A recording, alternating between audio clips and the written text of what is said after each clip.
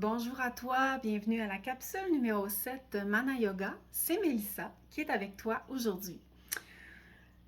Aujourd'hui, j'avais le goût de vous parler d'un des principes qui est essentiel, donc un des principes de base en yoga et qui nous aide grandement en fait à réaliser toutes nos postures pour comprendre comment placer notre colonne vertébrale et quel impact le placement de notre bassin peut avoir dans nos mouvements. Donc, on va parler ici de notre sacrum. Le sacrum, c'est la base de la colonne vertébrale et sa position va déterminer la position de la colonne vertébrale. Alors, on va faire un exemple ensemble. Je vous invite à vous placer debout comme moi. Et je vais me placer de côté pour bien vous expliquer que vous voyez bien mon bassin. Donc, lorsque je suis au neutre, dans la position neutre, j'ai mes courbes naturelles de ma colonne vertébrale. Alors, mon bassin mes fessiers ne sont pas ressortis et ni rentrés. Donc, on a les courbes naturelles de notre colonne vertébrale. Notre bassin, c'est comme un bol. Si vous placez les mains sur vos hanches et qu'on a les pieds largeur des hanches, comme ceci, donc on est positionné comme dans la montagne au niveau des jambes, des épaules, des bras, sauf qu'on a les mains sur les hanches. Alors, je vous invite à faire quelques mouvements du bassin en rentrant les fessiers, en sortant les fessiers, pour voir un petit peu à trouver votre point neutre. OK? Donc, notre position neutre va être notre position où est-ce qu'on a les courbes naturelles de notre colonne vertébrale et où il n'y a pas de pression indue aussi dans le bas du dos. Il y a une théorie qui s'appelle la théorie du bol. Donc, c'est comme une image. Notre bassin, c'est comme un bol. OK? Il peut verser de l'eau devant et il peut verser de l'eau derrière. Alors, on va aller explorer tout ça.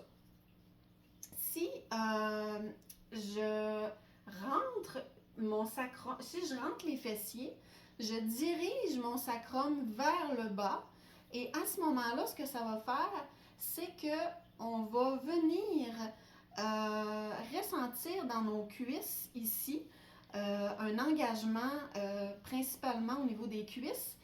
On va rentrer le nombril, donc on y va comme ceci.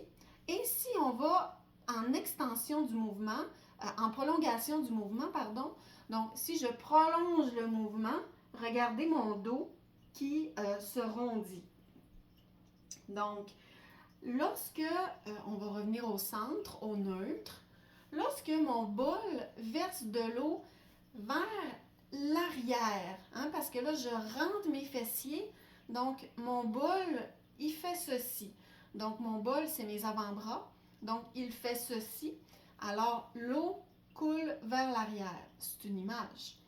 Mais tous les mouvements où on va avoir à étirer le dos, où on va avoir vraiment à ancrer les fessiers. Donc, on va rentrer les fessiers et on va ramener le sacrum vers le bas, ce qui fait rondir mon dos derrière. Si je reviens au centre maintenant et qu'on va dans l'autre direction, mon bol est ici, donc mon bol c'est mon bassin. Lorsque je verse de l'eau par en avant, donc à ce moment-là, je vais sortir mes fessiers et là, mon sacrum se relève. Donc, on a dit que le sacrum, c'était la base de la colonne vertébrale. Alors, il se relève et là, l'eau verse par en avant. Qu'est-ce que ça fait dans ma colonne vertébrale? On accentue la lordose et on va venir étirer tout l'avant du corps. Donc, dans les postures d'allongement d'avant du corps, ici, ça va être très important de vraiment sortir les fessiers pour favoriser favoriser un allongement le plus maximal possible qui soit. Donc, on peut cambrer le plus possible le dos. Donc, et on revient au neutre. Alors, si on récapitule, 3 positions, le bol au neutre, notre colonne est en position naturelle, avec ses courbes naturelles. Si je verse de l'eau derrière, donc si je verse de l'eau derrière, engagement des cuisses, le dos rondi, le ventre rentre, la colonne, ici, elle est arrondie en parlant de l'arrière. Donc, ici, les muscles en avant sont relâchés et on étire toute la chaîne postérieure de la colonne vertébrale. Lorsqu'on revient au neutre, on va aller dans l'autre direction. On va ressortir les fessiers, relever le sacrum. On crée ici je dirais pas une détente, mais les muscles du dos deviennent plus courts. Donc, un petit relâchement des muscles du dos pour allonger les muscles d'avant du corps. Donc, ici, tout l'avant du corps s'allonge. Donc, voilà. Alors, j'espère que la conscience de votre bassin, de votre bol, va vous aider dans votre pratique.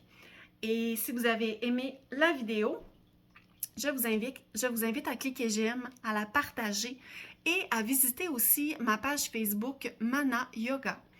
Donc voilà, je te souhaite une belle journée. C'était Mélissa de Mana Yoga.